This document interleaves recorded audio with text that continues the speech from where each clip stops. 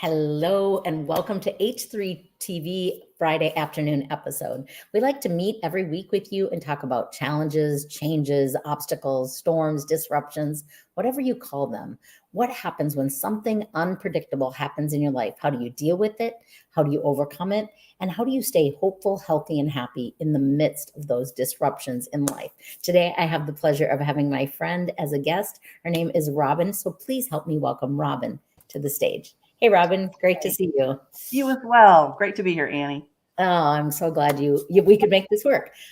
So tell our audience, who are you? Where do you live? What do you do? Tell us a little bit about Robin. Sure.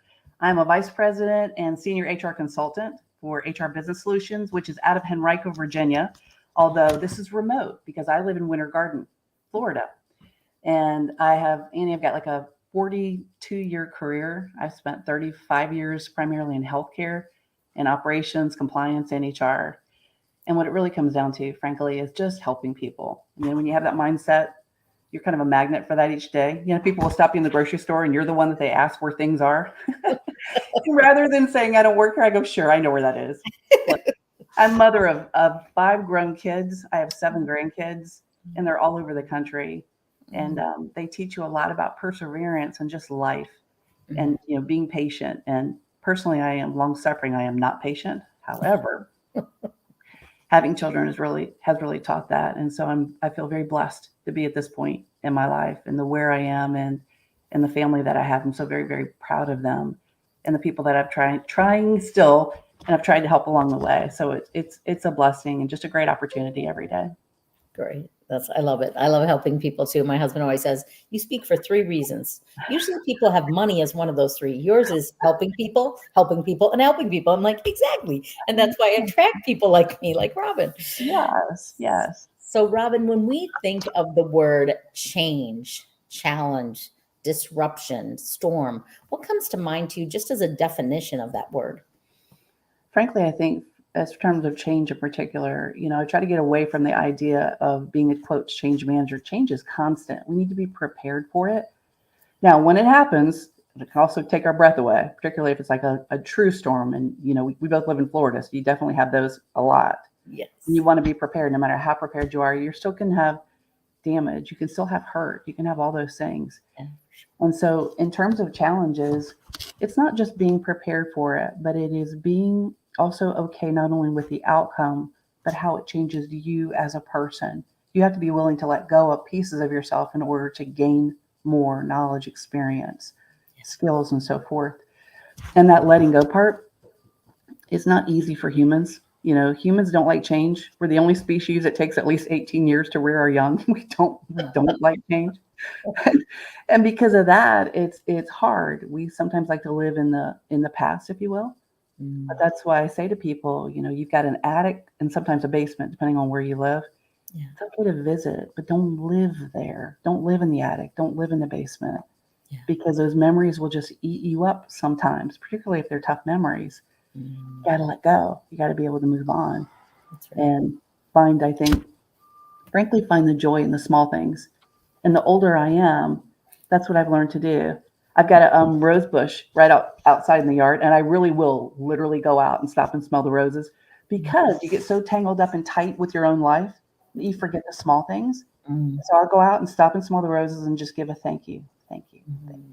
And I think just being constantly grateful for things so that the changes aren't so disruptive that they permanently disfigure you.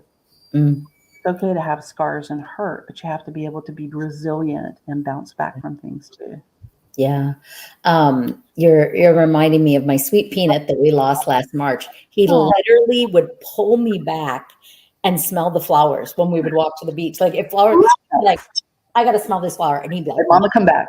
Come back. And it was such a great reminder to slow down, to smell the flowers. And sometimes people say you shouldn't let your dogs lead. And I'm like, yeah, but sometimes my dogs are better leaders than I am. And I'm a leader, but there's times I'm in such a hurry to get there that I forget the journey. So I love that you stop and intentionally smell the roses. Like Peanut was a flower smeller. He liked to smell Aw. the air too. He would lay on the back of the couch, and if you came over, and that's how he decided if he liked you. I'm like, he must have been a hairdresser in a different life. I don't know, because he loves smelling hair and he loves smelling flowers. And he would Aw. literally stop, pull his nose, and really, because he was a pug Shih Tzu, his nose was pushed and pull and shove it into the flowers. So it was a great reminder.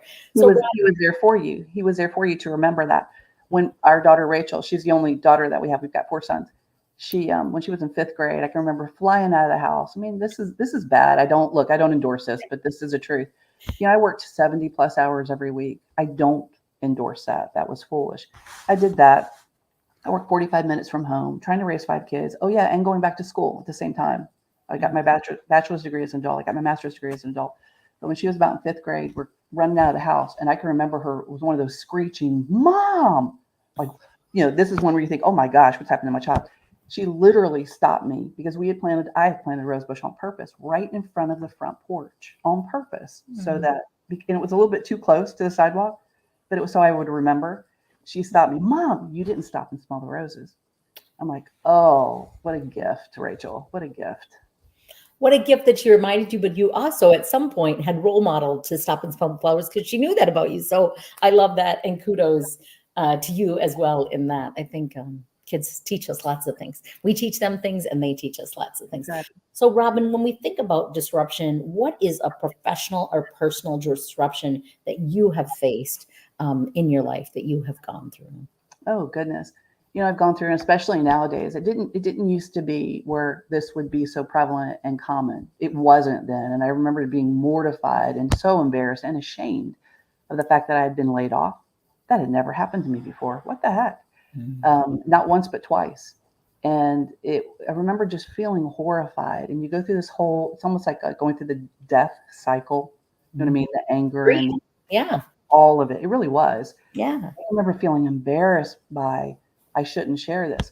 But you know, as I say, you get older and you start accepting things, and you start liking yourself more. Yes. And you realize that these people you tried to help your whole career, you reach out. And that's what I'm not good at, because I am super independent and I don't come by that. That didn't happen easily, but it happened because of different things in my life. And because of that independence, sometimes it makes it so that you are quick to reach out to help others, but you're not quick to say, hello. And that's what I've been bad about. So that disruption, not once, but twice, like I say, it was just mortifying. And yet you realize that as you go through things, and I realize, you know, we always try to separate church and state, but I do have a higher power. And I definitely believe, not only believe in God, I have a very, very close relationship.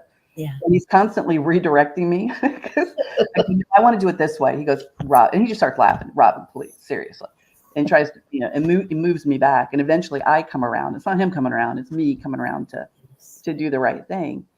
And so when those changes have occurred, I can't tell you that I've always handled them well, because again, I internalized too far instead of just reaching out.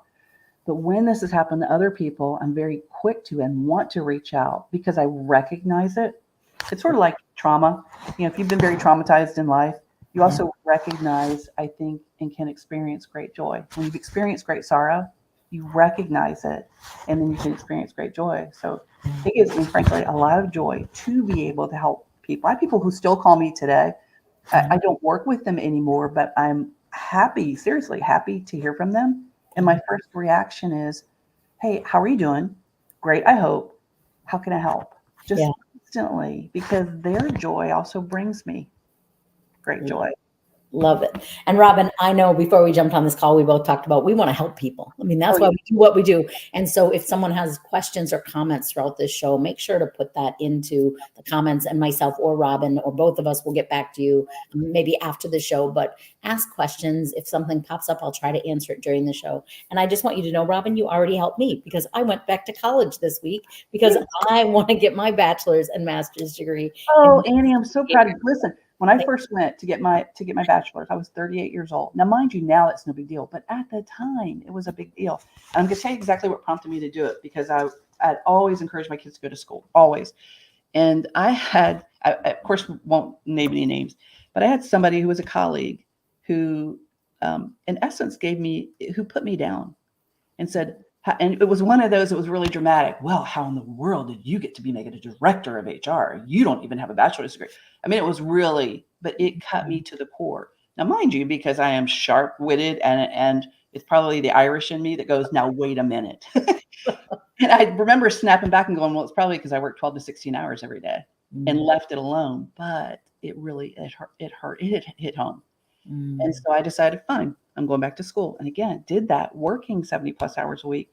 And back then I couldn't do it online, and online hadn't come on that prevalent back then.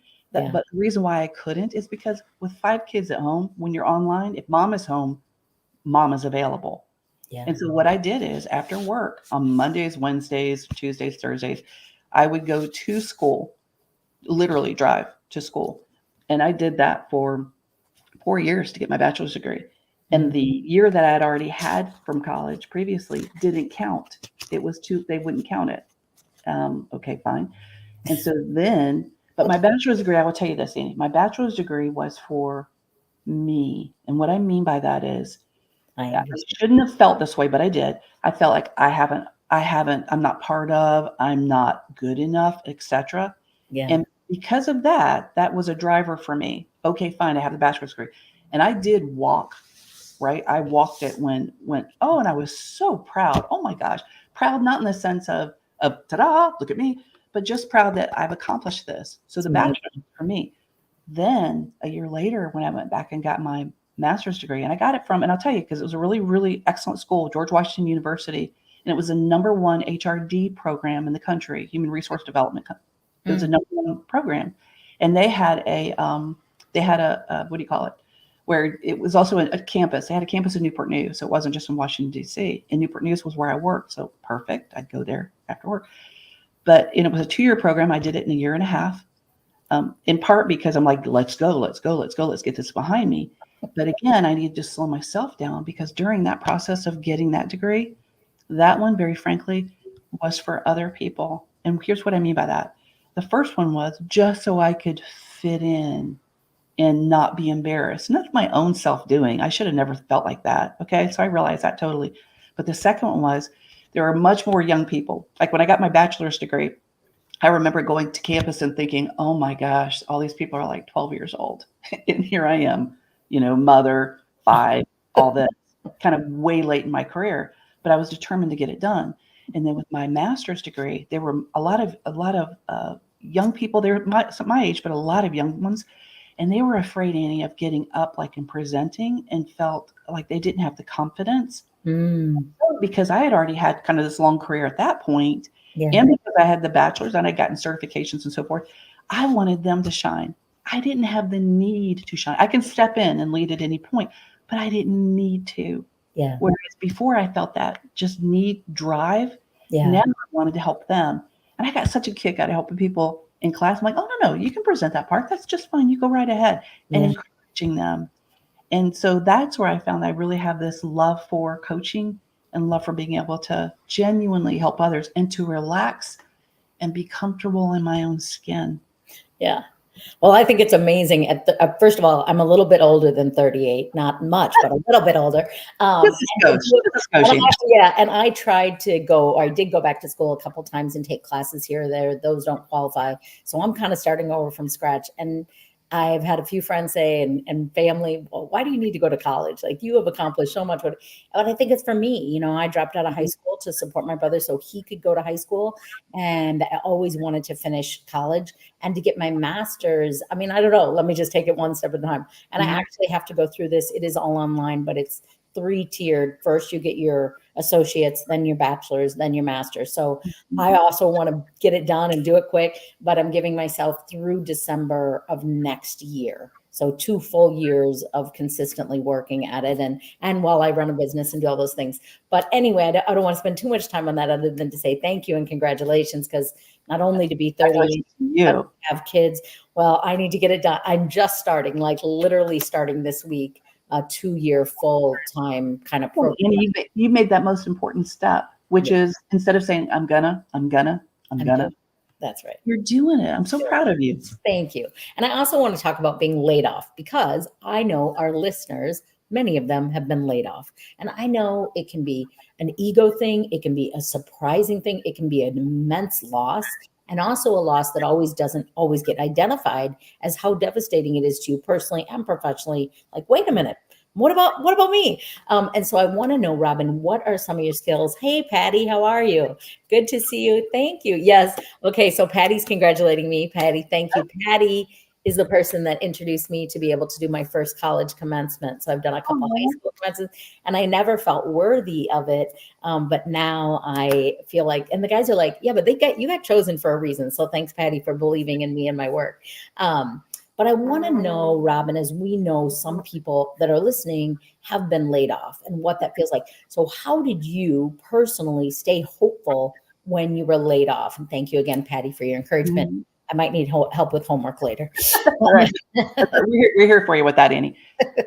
I think from a hopeful standpoint, here's some of the things that I did. You don't want to be in bed and put the covers over your head and turn on and do Netflix. Don't. Get up, get moving. Literally, I never stop that learning and growing. Like, I am constantly, even today, I'm always on WebExes, and even if they're in the background, because there's things that you're picking up. You got to fill in this well because you're giving so much of yourself every day. And it also takes a lot of energy, that negative, the things that sit on your shoulders. This one's telling you you're not good enough. You're not good enough. You're not good enough.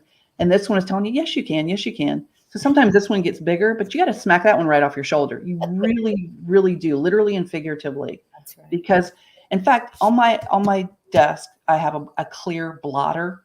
And let me just read this to you, Annie, because there's a couple of things on here that just speak to me. One is, it's not what you say out of your mouth that determines your life. It's what you whisper to yourself that has the most power. Wow. So it's what not only we're telling ourselves, but also get with good people. Stay away from the negative people. Help them if you can. If you can't, then step off. You need positive people in your life. So I'm constantly trying to fill myself up with good things, including books. I'm an avid reader. And I also love sayings. So one of the things let me also share with you along these same lines is, by the way, and really, I not only got this from you, but I also read it. And that's your book, Be the Exception. This is one of them. I have a few of them. But I did not ask her to do this, listeners. No. But I'm also a nerd. So when I read things, I tend to highlight.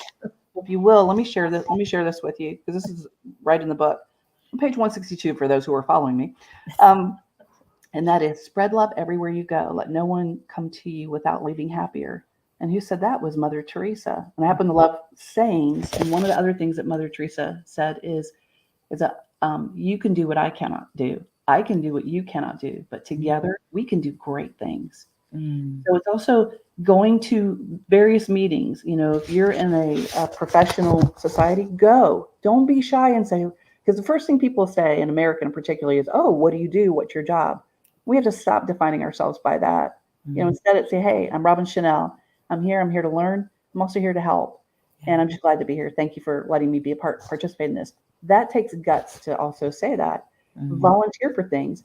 I volunteered for the Talent Sherm, which was here in Orlando this past year. I had a ball. And it was just directing people. And I also got to hear the speakers. And that didn't cost anything. So I'm very keen on doing things that you can if they don't have to cost. If they do, that there is also some huge value in that as well. But I'm making more the point of, rather than focus on here's what I can't do, instead here are things I can do. That's right. So within that, on this same page 162, it's highlighted, because I am a nerd. I do highlight my own stuff. Being authentic and loving your life is not about being 100% happy with your life 100% of the time. It's about loving the people in it, even the ones who aren't perfect, however you can. Because if I didn't go and don't go through certain things, then I'm never going to learn and grow and stretch. I'm always going to be exactly the same. But I have to be willing and able to learn. Or else if I don't, then my growth will be stunted or I'll die. Yeah. And I want to continue to learn and to grow every single day. And so Annie, go ahead. Just I'm going to say what you wrote at the front of the book. And it's maybe something you typically write, but it's lovely. And it says, Robin, wishing you peace and joy on your journey. Live each day by choice, not chance or circumstance. Be the exception. Authentically, Annie.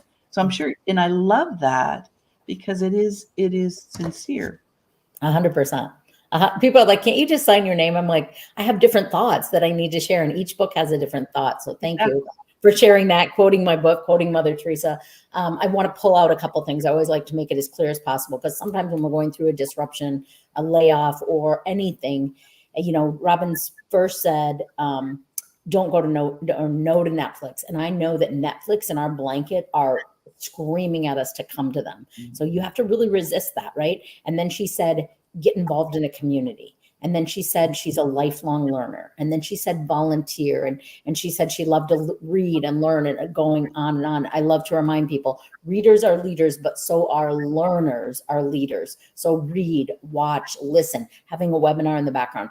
When you are feeling down, the draw of our blanket and Netflix is so loud that we have to force ourselves to say, hey, I am not going to do that. So I love her strategic steps on what she specifically replaced that Netflix with so that she could stay hopeful. I want to know, Robin, how did you stay healthy? And whenever I'm asking about health in the midst of a disruption, I'm not just thinking about physical. Physical is one component, but also we have emotional and mental health, financial health, spiritual health, relationship health, career health. It's really hard for people to interview and put themselves out there. One of my mindset things I like to work with people is when you're in that place looking for a job, which we know a lot of people are looking for jobs, it's so devastating to our self-esteem.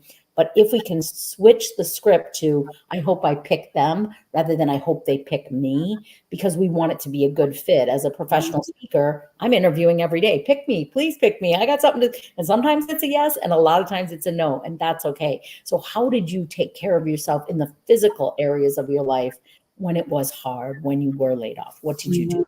So from a physical standpoint, it's a lot of it is get out from right here. Where you see me right now, this really is my office, and I live here quite a bit. And I had to learn to get up, get out. We've also got dogs. So for those who are not animal lovers, sorry, but we are. Get out with them. And the other thing is, even that, just from an emotional, physical standpoint, get out with them, go take a walk. Winter Garden is where I live. Old Winter Garden is actually a beautiful little town. Get out, go get a cup of coffee. I'm just saying, something to get you moving. And two, as you walk past people, rather than don't respond how you feel. And how you feel at that point is you just want to put your head down and just look. Myself. Instead, look up, smile at people. We have no idea what other people are going through. We have no idea. And just that small thing can make all the difference just in one person's life. Yeah. And one of the things too that I like to do is reach out. I do this on purpose. I'm on LinkedIn often. I don't live there because we all work. We just don't have time. But at the same time, when there's something happening with people, whether it's I've been laid off, hey, I'm looking, comment for reach. Absolutely. Because lift up other people. It doesn't mean that they're going to lift you up, and you don't do it for that purpose. It's sort of like I have the ability and the power to do good. I don't do it because I have to. I do it because I can. Yeah. That's a huge difference. And that actually does make you so much more within yourself, powerful, confident. One of the things we were saying earlier about read, continue to learn, and to grow, that builds your competence. But if you take that competence and add to that service excellence and wanting to serve, leadership, servant leadership, wanting to do that, that's going to lead to confidence, which turns around and leads to success. Yeah. So I'm saying, don't bury yourself in any way. Instead, here's very frankly, we were built for greatness. We were not built for mediocrity. That's and by greatness, I don't mean like, we're wearing a cape. I don't mean that. I mean more, but we were built to be great. We're very intelligent people. We've got good hearts, and we have strong, capable hands. Then we have the ability to do anything. And don't let someone tell you that you can't. That's right. As soon as somebody tells me I can't do something, oh, well, then, okay, it's on. It's on. Watch me go. Watch me. I love that because you actually said a lot in there. The first thing is not only are we dog lovers, but dogs are the greatest boss in the world because they force us to get out of the house, right? Like I go, okay, well, I've got I could sit at my desk for 12 hours, a lot of days. Oh no, he comes over, he's petting me. I could stay in bed some days. Nope, get up, let's go for a walk. So they keep us moving. But I think you said a couple things inside. You said get out, which is so good. but get out. And for me, it's about connect and communicate. And so you can communicate with words, right? But you can communicate with your smile, with your eyes, with your look posture, looking up. So get out of your house, go for a walk, go get a cup of coffee, do some movement. Our pets help us do that. But then we might connect with someone on the street or at the coffee shop.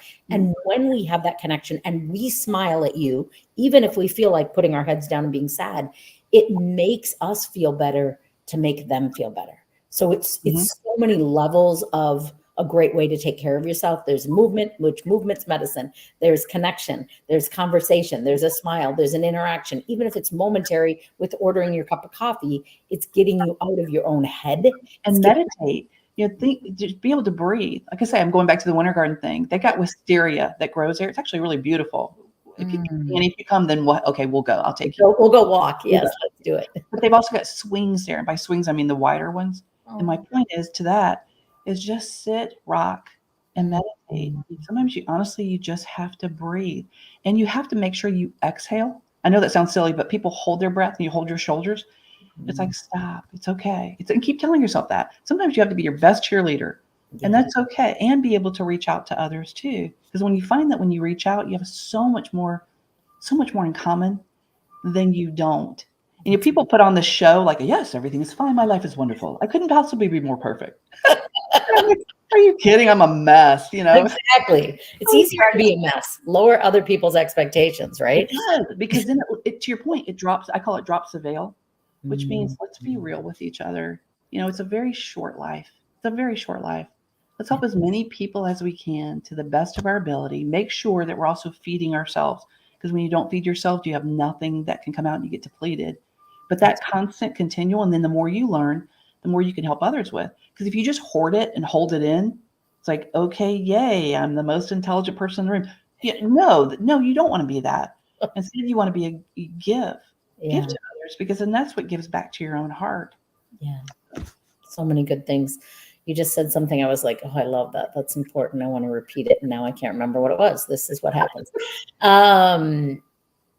Yeah, a lot of good thoughts there. I love the idea of the swings. I think swings are a great way to slow down. Swings only move so fast. So it makes us only move so fast. I think it's important. And I like that messy part. For me, it's always like partially why people connect with me is I'm like, I don't have it all together. I just like helping people with what I know, but I'm not saying I'm the smartest person in the room, but most of the time I'm not. But I know a few things. And if one or two of my things can support you on your journey, then that's what I want to do. Exactly. You're walking with people. You're not, I'm sorry, I'm going to do it visually. You're not at someone, you're with them. And it makes a huge difference. And sometimes when you're with somebody and they're going on their journey, sometimes you just have to be quiet and kind of hold their hand. That's right. And that's okay. That might be what they need. Sometimes they need what I call, I do this. I call it when I coach people, those who know me would tell you this, is that I do that, what I call, I kick you up. And by that, I don't mean down, kick you up.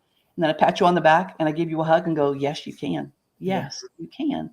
You were talking earlier about the education. I had a wonderful HR coordinator, and she's a terrific person. Know her to this day. Love her. Her name is Pam Griffin.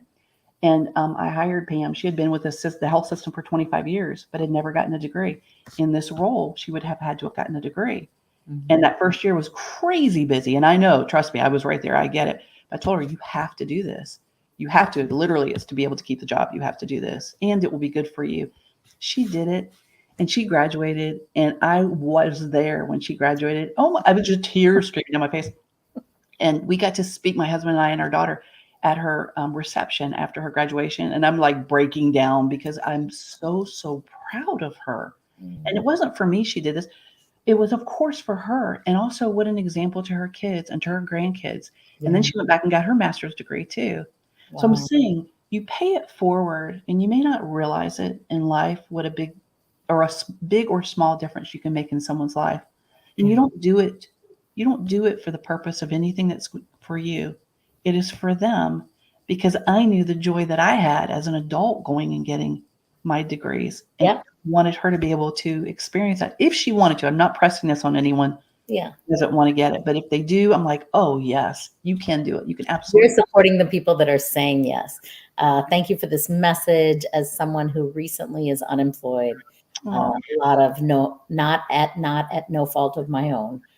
This is timely and just what I needed to hear. And so I want to go back to that time in your life, Robin. How did you stay happy? So the reason this is called H3 TV is because I think people get hopeless, unhealthy, and unhappy when they go through a disruption. So you're speaking to people. We know you've got people listening.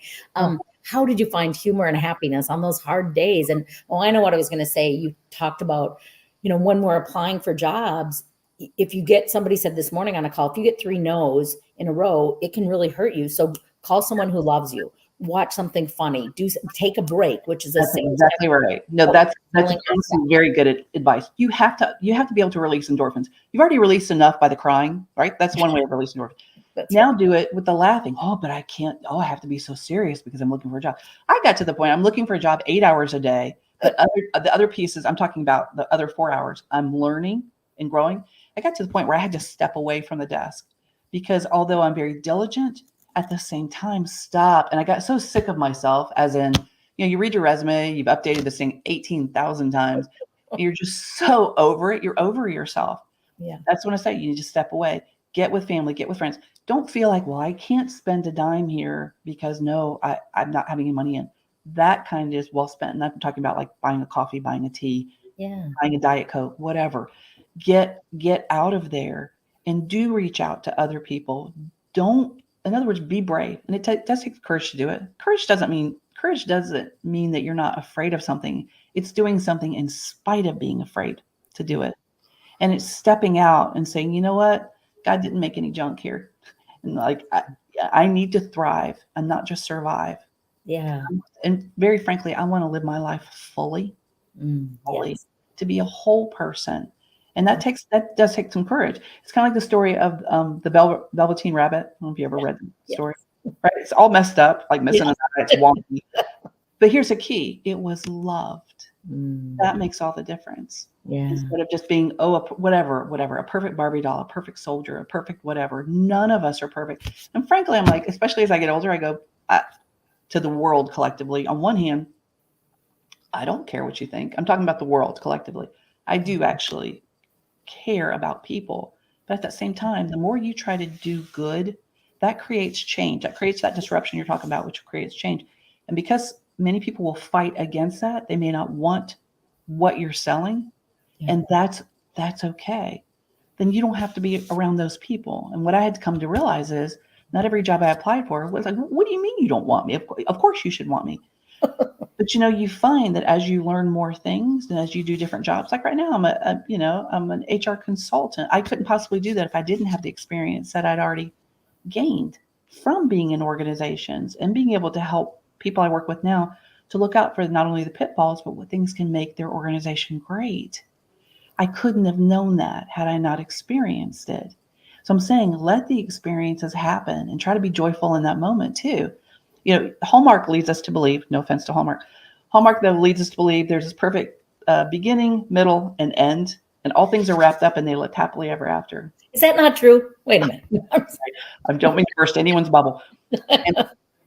But it's not true. And so what I have found is, again, the older I get and the more seasoned I am, is that experience the joy in not only small things, but in that moment. Because I have caught myself sometimes actually doing this where I stop and I go, and then whatever, the dog will start barking or one of the kids will be upset. And you're like, okay, moment over.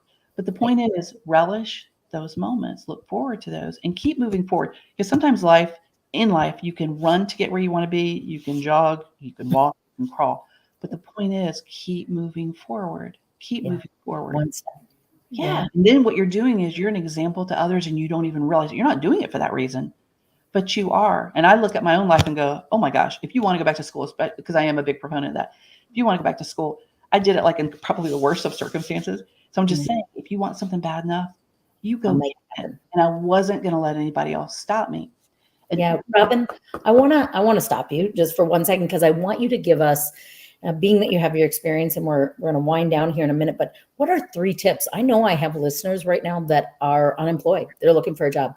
Do you have 3 interview tips, 3 things? It's discouraging to interview and make it to that second and even the third and then be told we're going in a different direction, right? And so what can you say to our listeners right now that are looking for a job? They are they are frustrated. Do you have any tips about interviewing or how to stay motivated or positive, or maybe just 3 tips on that for the people that are listening and looking for a job right now? Really look at that job posting. I mean, really read through that. What are the things, and kind of check them off? And if there are more things in there that are not, that you don't want to do, then don't, because you won't be joyful in that job. On the other hand, too, if you see a posting and you go, well, I have all this, but I'm missing that one thing, stop. Especially women, we're the worst. We're the worst at stopping ourselves and saying, oh, I can't because I don't have 100% of it. And they say, what are the men? And love men, obviously, but no disrespect to men. But it's like, if they have 60%, they go for it. Yeah. So have that. And I don't want to say it's fake it till you make it, but a little bit of that is that you're right. I don't have that particular thing. Here's what I have done, and here's what I'm working towards to get that. I don't have that, but I have these 2 others that are very similar. So be able to sell yourself, not sell yourself short, but sell yourself in the sense of your own value. You have to keep telling yourself about your own worth and your own value, because others won't. Yeah. They will deplete you from that. So remind yourself of that. And when you walk in there, it's that competence. Go back and look over your resume, as in, I don't read it for errors or grammar. I'm saying read it for, remember as you're reading it, the things that you did. And all of a sudden your mind will just be filled with, and it was this and this and this, and I remember that and that happened. So I'm saying it's rich. It's rich. So you've done a lot more than you think. And we tend to not give ourselves credit for the things that we've done. So remind yourself of that. And when you walk in, remember the value that you have. And you just as much are seeing if it's a good fit with them as they are with you. So it's not they're more important than you. That's not the case. You are giving your time, your your resources, you're giving your expertise, your knowledge, your skills and abilities to that job, a lot of it. So I'm saying you also want to make sure that you're getting at least equally back. And we sell ourselves short on that. Be prepared, but don't be overly prepared. Don't try to be perfect. You're not going to be. You want to be, on one hand, polished, not perfect. Strive to be authentic. Really, be authentically you, because if you fake that, you will not be happy in that job. Yeah. I love what you said. If the job doesn't bring you joy, be aware of that. I think that's really important. I also like, put yourself out there, even if you don't have everything. I have applied and received jobs that required bachelor's degrees, that required 5 years experience that I didn't have. But I thought, you know what? Interviewing to me is like dating. I did like dating. It's been a long dang time. My daughter says it's different today, but you gotta trial and error. Put yourself out there. If you don't get the job, there's a reason. It might not be a good fit for you. You might not be a good fit for them, but keep going, because I always learn from an interview. I learned about people. Sometimes I made friends and didn't get jobs. Sometimes I got jobs I didn't really want or think I was qualified for or wasn't. But I love, just keep putting yourself out there, even if you don't have all the qualifications, because you're going to learn something, or at least apply. And if you get to that interview, there must be something about you they love. So I thank you, Robin, for all your wisdom. I so appreciate it. I know people are going to want to hear more from you and probably have questions for you. What's the best way to connect with you, Robin, and to be able to learn more about you or about themselves in their journey? Absolutely. Glad to help anybody. And I mean that sincerely. Email me. That's just fine. It's Robin Chanel, ROBINCHENAIL @gmail.com. And like I say, I've had strangers do that. I've had good friends do that. Glad to help. And Annie, if I may, one last thing on the interviewing is also remember to be resilient. You're going to feel not great when they say no, no, no, no, no. Yeah. But, I think about it like this. You know what? With all this that's happening, there has to be a thoroughbred in here somewhere. I'm going to find the thoroughbred. Keep striving for that. And as much as I love my rose bush that I told you about, at the same time, in this case, I think about daisies in that, roses are easily squashed. They're ruined. Whereas a daisy, don't go out and jump on one, but if you probably stepped on it, it really would rise back up. So I'm saying, be resilient. And then the last thing I will leave you with is that, we're all leaders. You don't need a title to be a leader, and you are an example to others. What kind of example are you being? And think about that, because you really are.